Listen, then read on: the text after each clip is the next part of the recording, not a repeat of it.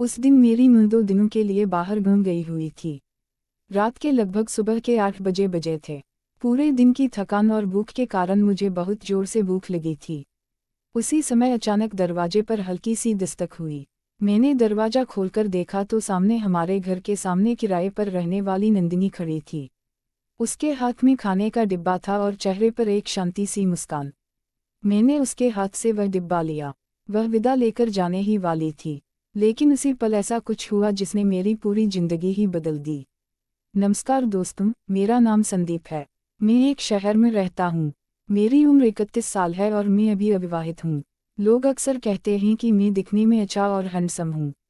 मैं एक बड़ी और नामी कंपनी में अच्छे पद पर नौकरी करता हूँ। शहर में मेरा खुद का घर है। घर के सामने एक बड़ा सा खुला आंगन है और उसी आंगन के सामने 2 छोटी लेकिन पुरानी कमरे हैं, जहाँ मैं पहले रहा करता था।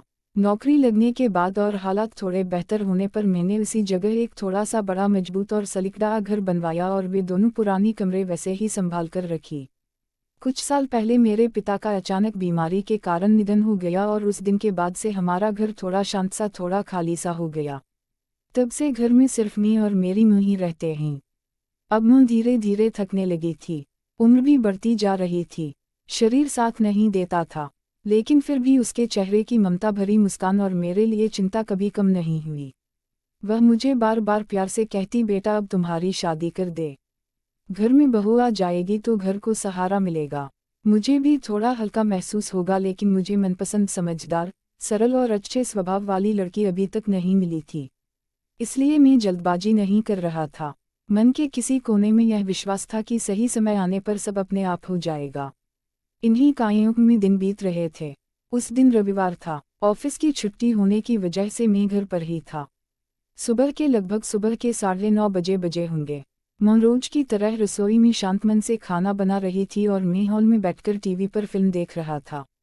अचानक दरवाजे की बेल बजी, लेकिन टीवी की आवाज़ ज़्यादा होने के कारण मुझे ठीक से सुनाई नहीं दी। कुछ ही पलों में फिर से बेल बजी, तब मैं उठा और दरवाज़ा खोलने गया। जैसे ही दरवाज़ा खोला, मेरे सामने एक खूबसूरत युवती खड़ी थी। उसके काले लंबे बाल कंधों पर हल्के से बिखरे हुए थे। रंग बहुत ज़्यादा गोरा नहीं था, लेकिन उसकी बड़ी बड़ी आँखें, गोला चेहरा, सीधी सी नाक और चेहरे पर शांत मासूम मुस्कान देखकर मैं पल भर के लिए स्तब्ध सा रह गया। उसने सादी लेकिन बहुत ही सलकदार और सुंदर साड़ी पहन रखी थी। उसके पूरे व्यक्तित्व में एक अलग सी सादगी और अपनापन झलक रहा था। वह मुझे देखकर मुस्कुराते हुए बोली, नमस्कार, मेरा नाम नंदिनी है। मुझे पता चला है कि आपके यहाँ रूम किराए पर मिल सकती है। मैं थोड़ा मुस्कुराया और मैंने उसे नमस्कार किया और अंदर आने को कहा। वह थोड़ी झिझकते हुए लेकिन आत्मविश्वास के साथ मेरे पीठ के अंदर आ गई। उसी समय मैं भी रसोई से बाहर आई। मां ने सहज सा पूछा, कौन है? तब मैंने मुंह से कहा, मां यह नंदिनी है। इसे हमारे घर के सामने वाली 2 कमरे किराए पर चाहिए। मां ने नंदिनी को और स्नेह भरी मुस्कान दी और बोली, हाँ कमरे तो खाली है, लेकिन तुम कहाँ से आई हो और क्या काम करती हो? तब नंदिनी बहुत शांत स्वर में थोड़े संकोच के साथ बताने लगी कि वह पास ही के ही एक अस्पताल में नर्स के रूप में हाल ही आई हुई है। वह एक छोटे से गांव से आई है और शहर में उसके रहने की कोई व्यवस्था नहीं है। अच्छी सुरक्षित और शांत रहने की जगह ढूंढते ढूंढते किसी ने उसे हमारे बारे में बताया। मां का स्वभाव वैसे ही दयालु और समझदार था, इसलिए नंदिनी की बात सुनकर उनके चेहरे पर संतोष की मुस्कान आ गई। मैं तो बस अनजाने में नंदिनी को देखता ही रह गया, क्योंकि उसके बोलने, चलने और नज़रों में कुछ अलग सा अपनापन और दिल को छू जाने वाला एहसास था।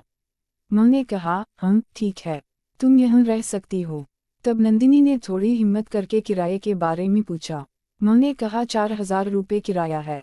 यह सुनकर नंदिनी थोड़ी सी हिचकी और बहुत विनम्रता से बोली, क्या थोड़ा कम हो सकता है, क्योंकि मेरी नौकरी अभी नई नहीं है। मां ने उसकी परेशानी समझ ली और बिना एक पल भी सोचे बोली, ठीक है, तुम 3,000 रुपये दे देना। शुरुआत में तुम्हें ज़्यादा बोझ ना पड़ी। मां ने इतना कहते ही नंदिनी के चेहरे पर पल भर में खुशी खिल उठी। वह बोली, ठीक है। इसके बाद उसने एक बार कम कमरे देखने की इच्छा जताई तो मां ने मुझसे कहा, संदीप जाओ और उसे कमरे दिखा दो। मैंने सिर हिलाकर हामी भरी। नंदिनी की ओर देखा, वह भी मुझे देखकर हल्के से मुस्कुरा दी और हम दोनों घर से बाहर निकलकर उन पुराने कमरों की ओर चल गए। नंदिनी मेरे पीछे पीछे चल रही थी। उसके कदमों की हल्की आवाज़ आंगन में गूंज रही थी। मैंने दरवाज़ा खोला और उसे अंदर बुलाया। भले ही घर पुराना था लेकिन हम उसे हमेशा साफ सुथरा सलीके से और संभाल कर रखते थे। नीचे फर्श था, ऊपर टिन की छत थी लेकिन हवा, रोशनी और खुलापन भरपूर था। मैंने उसे 2 कमरे विस्तार से दिखाए और वह हर चीज़ को ध्यान से देख रही थी। दीवारें, खिड़कियाँ, दरवाजे, छत, सब कुछ उसके चेहरे पर संतोष और खुशी साफ दिखाई दे रही थी। वह बोली, कमरे बहुत अच्छे हैं, मुझे बहुत पसंद आए, मैं यह कमरे किराए पर लेती हूँ। उसका संतोष देखकर मुझे भी दिल से अच्छा लगा। थोड़ी हल्के पाल की बातें हुई। उसने मुझसे पूछा, आप क्या करते हैं? मैंने मुस्कुराकर बताया कि मैं एक कंपनी में नौकरी करता हूँ। इस पर उसने कहा कि वह कल से यहाँ रहने आ जाएगी। मैंने भी हामी भर दी। तभी माँ ने हम दोनों को आवाज़ दी। माँ ने चाय बना रखी थी। हम तीनों ने साथ बैठकर चाय पी। साधारण सी जान पहचान की बातें हुई, लेकिन उसी पल घर में एक अलग ही अपनापन, स्नेह और गामा जोशी का माहौल बन गया था। नंदिनी ने माँ और मुझसे विनम्रता से विदा ली और चली गई। उसके जाने के बाद माँ और मैंने सामने के उन 2 कमरों को अच्छे से साफ कर लिया। जरूरी छोटी छोटी चीजें, पानी, लाइट, सफाई, सब कुछ ठीक से व्यवस्थित कर दिया और फिर हम अपने अपने रोजमर्रा के कामों में लग गए। अगला दिन आया। लगभग सुबह के 8 बजे बज रहे थे। घर में हमेशा की तरह शांति थी। बाहर हल्की सी ठंडी हवा चल रही थी और मैं ऑफिस जाने की तैयारी कर रहा था। शर्ट पहनते हुए ही फिर से दरवाजे की बेल बजी। मैंने शीशे में खुद को देखा, शर्ट ठीक की और जाकर दरवाजा खोला तो सामने नंदिनी खड़ी थी। उसके हाथ में थोड़ा सा सामान था, एक बैग और एक छोटा सा डिब्बा। चेहरे पर वही शांत मुस्कान। वह मुस्कुराते हुए बोली, मैं आज ये से यहाँ रहने आई हूँ। अपना थोड़ा सा सामान ले आई हूँ। क्या मुझे कमरे की चाबी मिल जाएगी? उसकी आवाज़ सुनते ही मन अपने आप प्रसन्न हो गया। मैंने कुछ कहे बिना तुरंत अंदर जाकर टेबल पर रखी चाबी उठाई और उसे दे दी। उस दिन नंदिनी बहुत ही सुंदर लग रही थी। उसने एक अलग सी साड़ी पहनी थी, बालों को सलीके से वीना में बांधा था। चेहरे पर एक अलग ही ताजगी और आंखों में आत्मविश्वास के साथ साथ एक मासूम सा तेज भी झलक रहा था। चाबी लेते ही वह सामने वाले कमरे की ओर चली गई। उसके कदमों की आवाज़ आंगन में गूंज रही थी। वह अपना सामान अंदर रखने लगी और क्योंकि उसकी रूम मेरे घर के ठीक सामने ही थी इसलिए सब कुछ मुझे साफ दिखाई दे रहा था। लेकिन उस पल भले ही मन उसकी ओर खींच रहा था, फिर भी समय कम था क्योंकि मुझे सुबह के 9:30 बजे ऑफिस पहुंचना था। मैं जल्दी तैयार होकर लगभग सुबह के 9 बजे अपने 2 व्हीलर पर घर से निकल पड़ा।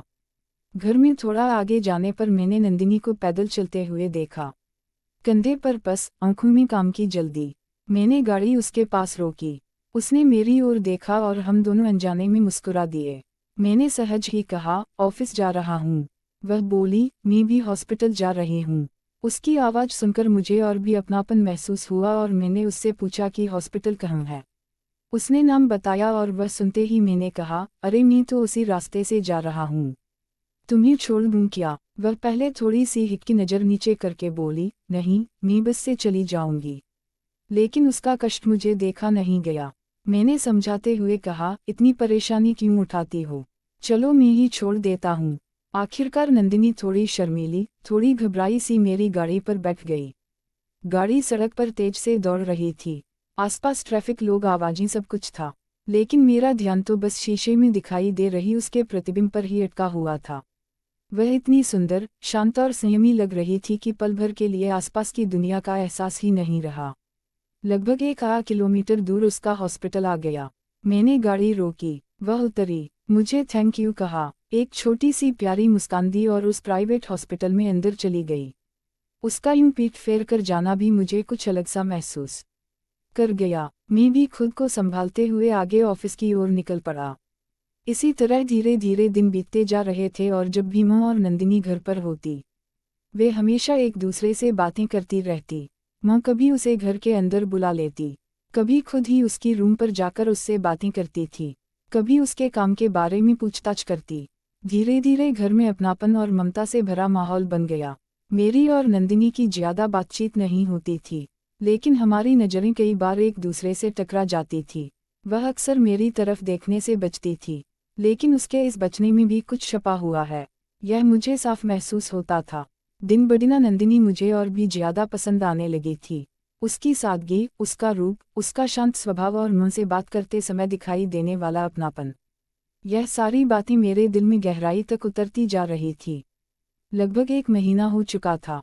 उसे यहाँ आए हुए हॉस्पिटल छोड़ते समय हमारी थोड़ी बहुत बातचीत हो जाती थी। कभी सड़क की भीड़ पर, कभी बारिश पर, कभी काम के बारे में। फिर भी वह मुझसे एक दूरी बनाकर ही रहती थी, जैसे अपने मन की कोई बात वह खुद तक ही सीमित रहे रखना चाहती हो। उस दिन शाम को मैं ऑफिस से घर लौटा। माँ ने बहुत स्वादिष्ट खाना बनाया था। उसके हाथ के खाने का स्वाद ही अलग होता है। हम दोनों ने शांति से खाना खाया, थोड़ी बहुत बातें हुई और फिर सोने चले गए। माँ अपने बेडरूम में सो गई और मैं अपने रूम में रात के लगभग दिन के 11 बजे होंगे। मैं गहरी नींद में था कि अचानक मेरे दरवाजे पर दस्तक हुई। मैं चौंक कर उठ गया। दिल की धड़कन तेज हो गई। दरवाजा खोला तो देखा माँ सामने खड़ी थी। चेहरा उतरा हुआ, शरीर कांप रहा था और आंखों में दर्द सा झलक रहा था। कांपती आवाज में उन्होंने कहा, बेटा मुझे बहुत तेज बुखार आ गया है। मैंने उनके शरीर को छूकर देखा तो सचमुच तेज बुखार था। उस पल मुझे भी पसीना आ गया। तभी उन्हें चक्कर आया और उनका संतुलन बिगड़ने लगा। मैंने तुरंत उन्हें संभाला, मजबूती से पकड़कर बेड तक ले गया और लिटा दिया। उस समय मुझे कुछ भी समझ नहीं आ रहा था कि क्या करूं। इतनी रात को डॉक्टर मिलना मुश्किल था। किसे फोन करूं, कौन सी दवा दूं, कुछ भी पता नहीं था। मन में डर और बेबसी का सैलाब उमड़ आया था। उसी क्षण अचानक मेरी आंखों के सामने नंदिनी का चेहरा आ गया। वह नस थी। उसे ऐसी ही परिस्थितियों का जरूर अनुभव होगा।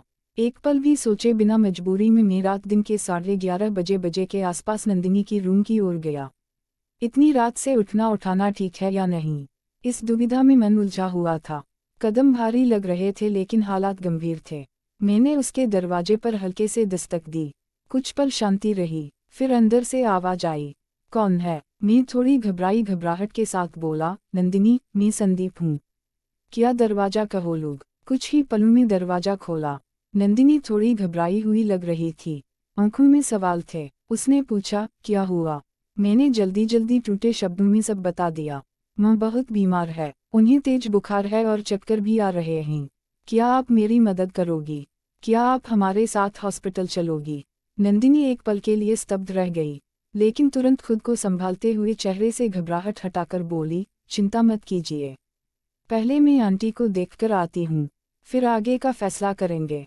मेरे पास थोड़ा सा डॉक्टर का सामान है, मैं पहले आपकी मां को चेक कर लेती हूँ। मुझे थोड़ा अनुभव है, डॉक्टर के साथ काम करते हुए सीखा है और नर्स होने के नाते मुझे प्राथमिक उपचार अच्छे से आते हैं। यह सब नंदिनी ने शांत लेकिन दृढ़ आवाज में कहा। उसे सुनते ही मेरे मन पर छाया भारी बोझ कुछ हल्का हुआ और मुझे पहली बार राहत सी महसूस हुई। मैंने तुरंत कहा, चलिए। बिना एक पल गवाए नंदिनी अपने रूम में गई और थर्मामीटर, बीपी चेक करने की मशीन, कुछ जरूरी दवाइयाँ, इंजेक्शन, कॉटन और पट्टी का सामान लेकर मेरे साथ घर आ गई। उसकी हरकतों में कोई घबराहट नहीं थी बल्कि आत्मविश्वास साफ झलक रहा था। उसने मुंह को ध्यान से चेक किया। बुखार बहुत ज्यादा था, शरीर तप रहा था, बीपी भी थोड़ा बढ़ा हुआ था, लेकिन उसकी अनुभवी नज़र तुरंत समझ गई कि हालात गंभीर जरूर है पर घबराने की जरूरत नहीं है। वह बहुत ही शांति और सावधानी से सब कुछ कर रही थी। उसने ठंडे पानी में कपड़ा भिगोकर मां का शरीर बहुत ही धीरे धीरे पोंछा। सिर और माथे पर ठंडी पट्टियां रखी और मुंह के बालों में प्यार से हाथ फेरते हुए उन्हें हिम्मत देती रही। थोड़ी देर बाद जब बुखार कुछ कम हुआ तो उसने सही इंजेक्शन लगाया और कुछ गोलियां दी। यह सब करते हुए वह मां से लगातार प्यार भरे शब्दों में बात कर रही थी। चिंता मत करो आई, थोड़ी देर में अच्छा लगेगा। उसके इन शब्दों में इतनी अपनापन और ममता थी कि मैं भी शांत हो गई। कुछ समय बाद नंदिनी ने मेरी ओर देखकर कहा, अभी तुरंत हॉस्पिटल ले जाने की जरूरत नहीं है। मैंने दवाइयाँ दी है, कुछ घंटों में बुखार कम हो जाएगा। फिर भी अगर कोई फर्क नहीं पड़ा तो हम तुरंत हॉस्पिटल चलेंगे। उसके शब्द सुनते ही मेरी जान में जान आई और आंखों के सामने छाया अंधेरा जैसे हट गया। उस पल नंदिनी के लिए मेरे मन में अपार सम्मान, कृतज्ञता और भरोसा पैदा हो गया। मैंने उसकी ओर देखकर कहा, आपने बहुत बड़ा एहसान किया है। जब आप जाकर आराम कीजिए। लेकिन उसने बिना एक पल सोचे कहा, नहीं, मैं आज रात आपकी मां के पास ही रुकूंगी। जब तक उनकी तबीयत पूरी तरह ठीक नहीं हो जाती, मैं यहीं रहूंगी। यह सुनकर मुझे बहुत संकोच हुआ और मैंने कहा, इतनी तकलीफ क्यों उठाओगे? तब उसने बहुत ही सरल शब्दों में कहा, आपकी मां मेरे लिए भी मां जैसी ही है। चिंता मत कीजिए। उस एक वाक्य ने मेरा दिल भर दिया। आंखों में अपने आप आंसू आ गए। मीमू के बेड के एक तरफ बैठ गया और नंदिनी दूसरी तरफ बैठकर बार बार बुखार अंकती रही। थोड़ी थोड़ी देर में पानी पिलाती रही, फिर से शरीर पोकाती रही। पता ही नहीं चला समय कैसे बीत गया। रात के 2 बजे बज गए थे, फिर भी हम दोनों जाग रहे थे। घर में पूरी शांति थी, बस घड़ी की टिक-टिक और मुंह की हल्की सांसों की आवाज़ सुनाई दे रही थी। बीच बीच में हमारी नज़रें एक दूसरे से मिल जाती थी, लेकिन उन नज़रों में शब्दों की कोई ज़रूरत नहीं थी। धीरे धीरे मुंह का बुखार उतरने लगा, सच सामान्य होने लगी और मेरी जान में जान आई। मैंने नंदिनी को दिल से थैंक यू कहा तो वह हल्के से मुस्कुराकर बोली, चिंता मत कीजिए, मैं मुंह के पास ही सो जाती हूँ, आप जाकर थोड़ा आराम कर लीजिए। मैं अपने रूम में चला गया, लेकिन उस रात मुझे नींद ही नहीं आई। बार बार आंखों के सामने नंदिनी का वही शांत देखभाल करने वाला ममता से भरा रूप आ रहा था। सुबह हुई तो मैंने उठकर देखा कि नंदिनी मुंह के बा के पास बैठी बैठी ही सो गई थी। सिर थोड़ा आगे झुका हुआ था, चेहरे पर थकान साफ दिख रही थी, लेकिन उसके बावजूद उसमें एक संतोष और शांति झलक रही थी। वह दृश्य देखकर मेरा मन भर आया और दिल में विचार आया कि यह लड़की मेरी मुंह के लिए पूरी रात जागती रही। मेरे कदमों की आहट से नंदिनी जाग गई। उसने तुरंत उठकर मुंह की जांच की और मुझे कहा, अब तबीयत ठीक है, बुखार उतर गया है, चिंता मत कीजिए। इतना कहकर वह शांति से अपने रूम की ओर चली गई। कुछ देर बाद मां भी उठी। थोड़ी कमजोरी थी, लेकिन कुल मिलाकर तबीयत ठीक लग रही थी। उन्हें नंदिनी के बारे में सब कुछ पता था। मैंने उन्हें रात की पूरी बात बताई। यह सुनकर मुंह की आंखों में आंसू आ गए और उनके मन में नंदिनी के लिए अपार प्रेम उमड़ आया। थोड़ी ही देर में उन्होंने नंदिनी को घर बुलाया, प्यार से उसके सिर पर हाथ फेरा और बोली, आज शाम हमारे घर खाना खाने आना। नंदिनी मना कर रही थी, संकोच कर रही थी, लेकिन उन्होंने बहुत जोर दिया। शाम को उन्होंने सबके लिए खास पसंद का खाना बनाया। मीमू और नंदिनी तीनों ने एक साथ बैठकर खाना खाया। उस दिन भी नंदिनी बहुत सुंदर लग रही थी। मेरी और उसकी नज़रें बार बार एक दूसरे से मिल रही थी, और उन नज़रों में एक अलग सी अपनापन और गहराई भरती जा रही थी। खाना खाते खाते उन्होंने सहज ही पूछ लिया, नंदिनी, तुम्हारे घर में कौन कौन है? यह सुनते ही नंदिनी की आंखें भर आई। वह कुछ पल चुप रही, आवाज लड़खड़ा गई। उन्होंने तुरंत कहा, अगर बताना ना चाहो तो कोई बात नहीं बेटा। लेकिन नंदिनी ने गहरी सांस ली और धीरे धीरे बोलना शुरू किया, मां, मैं बिल्कुल अकेली हूँ। हम छोटे थे तब मेरे माँ बाप की एक कार दुर्घटना में मौत हो गई। उसके बाद से मैं अकेली ही हूँ। अपनी मेहनत और हिम्मत के बल पर पार्ट टाइम काम करते हुए पढ़ाई पूरी की और आज नर्स के रूप में मैं नौकरी कर रही हूँ। यह सुनकर मेरा और मुन दोनों का ही दिल भर आया। मां ने उसका हाथ अपने हाथ में लेते हुए कहा, माफ कर देना बेटा, हमारा इरादा तुम्हें धोखाने का नहीं था। नंदिनी मुस्कुराकर बोली, उसमें कोई बात नहीं मां, मैं बस सच बताया है। कुछ पल घर में गहरी शांति छा गई। फिर सबने खाना खत्म किया और नंदिनी हमसे विदा लेकर अपने रूम में चली गई। अब नंदिनी को यहाँ रहते हुए 4 महीने हो चुके थे। उन्होंने पिछले महीने से उससे घर का किराया लेना भी बंद कर दिया था, क्योंकि नंदिनी अनाथ थी और इस दुनिया में कहने को उसका कोई भी सहारा नहीं था। माँ बाप दोनों उसे बचपन में ही छोड़ गए थे। रिश्तेदारों के नाम पर बस कुछ यादें ही बची थी। इसी वजह से माँ के मन में उसके लिए अपनापन दिन बढ़ना और गाढ़ता जा रहा था। माँ को नंदिनी में सिर्फ एक किराएदार लड़की नहीं बल्कि अपनी बेटी जैसा स्नेह और लगाव महसूस होने लगा था। इसी बीच एक बार माँ को किसी काम से 2 दिनों के लिए गांव जाना पड़ा। जाने से एक दिन पहले माँ ने नंदिनी को पास बुलाया, प्यार से उसके सिर पर हाथ फेरा और स्नेह भरे स्वर में बोली, नंदिनी बेटा, मैं 2 दिन के लिए गांव जा रही हूँ, क्या तुम मेरे बेटे को 2 दिन खाना दे दोगी? नंदिनी ने बिना एक पल सोचे हामी भरी और बोली, चिंता मत करो माँ, मैं सब ठीक संभाल लूंगी। उन शब्दों में कोई दिखावा नहीं था, सिर्फ इंसानियत थी। अगले दिन सुबह माँ को गांव छोड़ आया और वहां से सीधे ऑफिस चला गया। दिन भर काम में व्यस्त रहने के बावजूद मन में घर की चिंता लगी रही। माँ ठीक से पहुंची होगी या नहीं, घर पर सब ठीक होगा ना, ऐसे कई विचार मन में घूमते रहे। शाम को ऑफिस से घर लौटा तो नंदिनी पहले ही घर आ चुकी थी। लगभग सुबह के 6 बजे होंगे। वह मेरे घर आई। बिल्कुल अपनेपन और अधिकार से उसने चुपचाप चाय बनाई, मुझे चाय दी और 2 मीठे शब्दों में बस इतना पूछा, ऑफिस का दिन कैसा गया, और फिर बिना कोई शोर के अपने रूम में चली गई।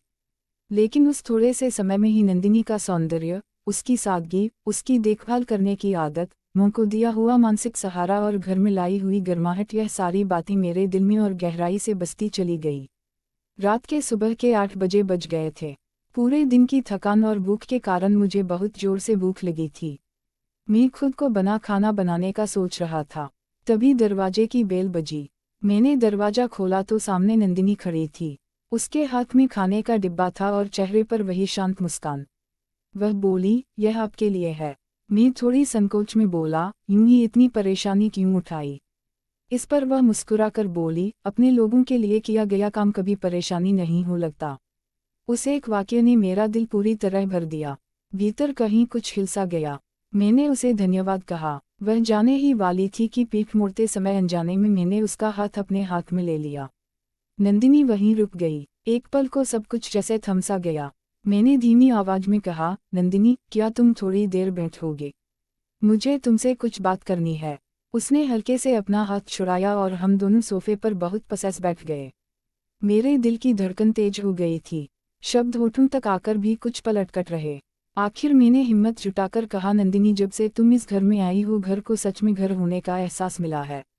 तुमने मेरी मां की जिस तरह दिल से देखभाल की, मुश्किल समय में जिस तरह साथ दिया, उसे मैं जिंदगी भर नहीं भूल सकता। मैं अभी अविवाहित हूँ और मुझे पता भी नहीं चला कि कब और कैसे, लेकिन धीरे धीरे मुझे तुमसे प्यार हो गया है। मैं तुमसे शादी करना चाहता हूँ। यह शब्द सुनते ही नंदिनी की आंखें भर आई। वह कुछ पल कुछ भी नहीं बोली। शायद उसके मन में बहुत से विचार उमड़ आए होंगे। उसकी खामोशी देखकर मैं घबरा गया और पूछ बैठा, नंदिनी, क्या मैंने कुछ गलत कहा? कह दिया। तब वह धीमी आवाज में बोली, नहीं, आपने कुछ भी गलत नहीं कहा। लेकिन मैं बहुत गरीब हूँ। आपके पास इतना बड़ा घर है। आप एक अच्छी कंपनी में नौकरी करते हैं। मेरे पीछे आगे कोई नहीं है। मैं बस एक साधारण नर्स हूँ और आपके घर किराए पर रहती हूँ। समाज क्या कहेगा? लोग क्या बोलेंगे? आपकी मुंह को क्या लगेगा? उसके यह हर शब्द में डर और असुरक्षा झलक रही थी। मैंने दृढ़ता से उसकी ओर देखते हुए कहा, तुम किसी की परवाह मत करो। समाज का जो भी होगा मैं देख लूंगा। मुंह को भी मैं समझा लूंगा। मुझे बस इतना बता दो, क्या मैं तुम्हें पसंद हूँ? यह सुनते ही नंदिनी ने सिर झुका लिया और धीरे से हामी में सिर हिला दिया। उस एक पल में मेरे दिल की धड़कन जैसे रुक सी गई और फिर खुशी से भर उठी। मैं उठकर उसके पास गया। उसका वह सुंदर मासूम चेहरा अपने दोनों हाथों में लिया। हमारी आंखें एक दूसरे से मिली और उस नज़र में शब्दों की कोई ज़रूरत ही नहीं रही। मैंने फिर पूछा, क्या तुम मुझसे शादी करोगी? उसने एक बार फिर हामी भरी और उसी क्षण मैंने उसके माथे पर प्यार भरा एक चुंबन दिया। उस दिन से मेरा और नंदिनी का प्यार सही मायनों में खिलने लगा। 2 दिन बाद मैं वापस आ गई। मेरे मन में अपार खुशी भरी हुई थी और यह खुशखबरी मुझ को बताने की मुझे बहुत जल्दी थी। एक दिन खाना खाते समय मैंने मुझसे सहज ही पूछा, माँ, आपको लगता है ना कि मुझे शादी कर लेनी चाहिए? माँ मुस्कुरा कर बोली, हूँ बेटा, मैं तो बस कब से कह रही हूँ। मैंने कहा, मैंने एक लड़की देखी है। माँ उत्सुक होकर बोली, कौन है? मुझे उससे मिलना है। मैंने मुस्कुराते हुए कहा, माँ, आप उसे पहले से ही जानती हो। वह दिखने में सुंदर है और स्वभाव से सोने जैसी है। माँ थोड़ी उलझन में बोली, कौन है रे? तब मैंने शांत स्वर में कहा, हमारे घर में किराए से रहने वाली नंदिनी। यह सुनते ही माँ की आंखें भर आई, आवाज़ कांपने लगी और वह बोली, सच में? मैंने कहा, हाँ। माँ ने एक पल की भी देरी न करते हुए दरवाज़ा खोला और नंदिनी को आवाज़ दी। नंदिनी थोड़ी घबराई हुई अंदर आई। मुझसे लगा शायद माँ कुछ कहने वाली है। मैंने सीधे पूछा, मेरा बेटा जो कह रहा है, क्या वह सच है? क्या तुम्हें वह पसंद? नंदिनी ने शर्माते हुए हामी भरी। माँ ने उसे अपने पास खींच लिया। प्यार से उसके सिर पर हाथ फेरा। नंदिनी की आंखें भर आई। मेरी आंखों में भी खुशी के आंसू आ गए। मैंने माँ के पैर छूकर आशीर्वाद लिया। माँ ने पूरे दिल से हमारे रिश्ते को मंजूरी दी और कुछ ही दिनों में एक मंगल भवन में मेरा और नंदिनी का विवाह बड़े धूमधाम से संपन्न हुआ। आज मैं और नंदिनी बहुत खुशी, प्यार और एक दूसरे के सहारे अपना जीवन बिता रहे हैं। दोस्तों, आपको क्या लगता है, मैंने और नंदिनी ने जो फैसला लिया वह सही था गलत? आपकी राय कमेंट में जरूर बताइए। रिश्ता पैसों से नहीं टिकता, ना सिर्फ सुंदरता से। रिश्ता टिकता है इंसानियत और विश्वास से। जो व्यक्ति मुश्किल समय में अपने साथ खड़ा रहता है, आपके माता पिता को अपनापन देता है और आपके घर को सच में घर बना देता है, वही सच्चा जीवन साथी होता है। सही इंसान जिंदगी में संयोग से नहीं आता, वह अपने नसीब में लिखा होता है। ऐसे रिश्ते की कदर कीजिए, उसे संभालिए और जीवन भर निभाएं। अगर मेरी और नंदिनी की यह प्रेम कहानी आपको पसंद आई हो तो कहानी को लाइक करें, शेयर करें और चैनल को सब्सक्राइब करना ना भूलें। धन्यवाद।